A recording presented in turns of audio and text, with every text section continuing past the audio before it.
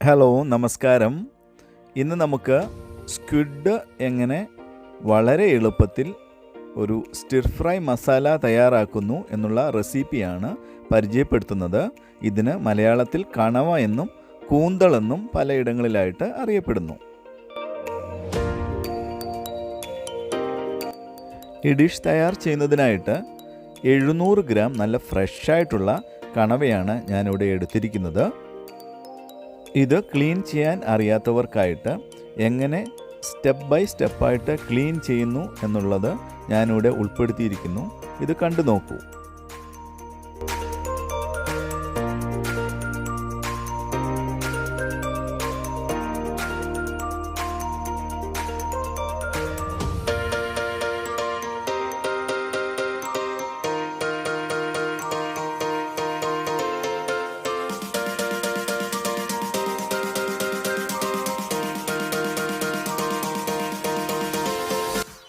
അകവും പുറവും നന്നായി വൃത്തിയാക്കി പിളർന്നതിനു ശേഷം ഇങ്ങനെ ഒന്ന് വരഞ്ഞു കൊടുക്കാം.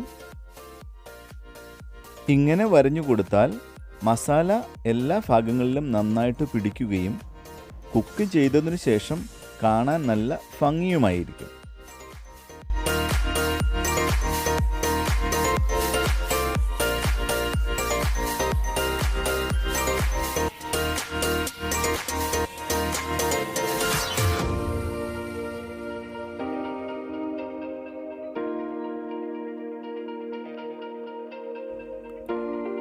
കുറച്ച് കണവ കുറുകയും മുറിച്ചെടുക്കാം.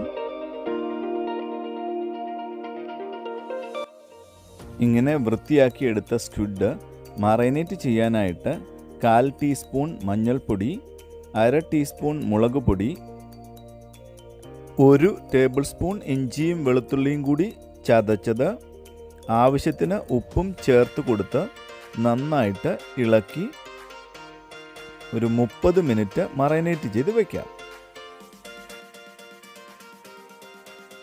ഇനി മസാല തയ്യാർ ചെയ്യുന്നതിനായിട്ട് ഒരു പാത്രം ചൂടാക്കി അതിലേക്ക് 1 ടേബിൾ സ്പൂൺ എണ്ണ ഒഴിച്ച് അതിലേക്ക് 1 ടേബിൾ സ്പൂൺ നീളത്തിലരിഞ്ഞ ഇഞ്ചിയും 2 വെളുത്തുള്ളി നീളത്തിലരിഞ്ഞതും 1 മീഡിയം സവാള സ്ലൈസ് ചെയ്തതും കൂടി ചേർത്ത് കൊടുക്കാം.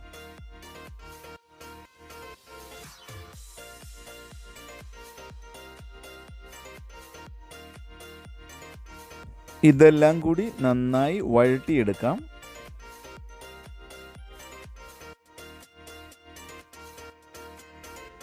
ഇനി അതിലേക്ക് അല്പം മഞ്ഞൾപ്പൊടി ചേർത്ത് കൊടുക്കാം. 1/4 ടീസ്പൂൺ മുളക് പൊടിയും കൂടി ചേർത്ത് കൊടുക്കാം.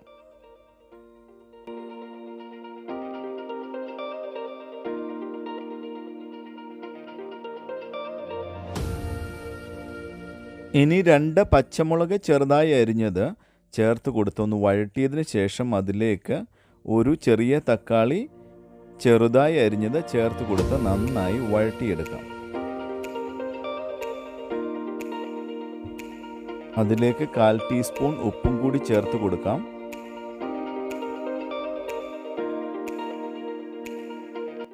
തക്കാളി നന്നായി ഒന്ന് സോഫ്റ്റായി വന്നതിന് ശേഷം അതിലേക്ക് കുറച്ച് ക്യാപ്സിക്കവും നീളത്തിലരിഞ്ഞതും കൂടി ചേർത്ത് കൊടുക്കാം.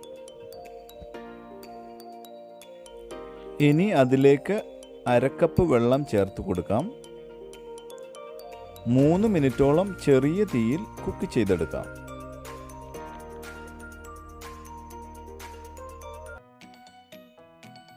തീ നിർത്തിയതിനു ശേഷം ഒരു സൈഡിൽ മാറ്റി വയ്ക്കാം.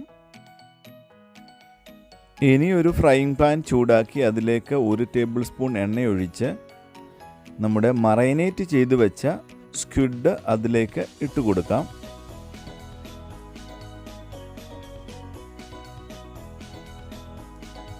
നല്ല ചൂടിൽ 3 മിനിറ്റോളം സ്റ്റിർ ഫ്രൈ ചെയ്തെടുക്കാം.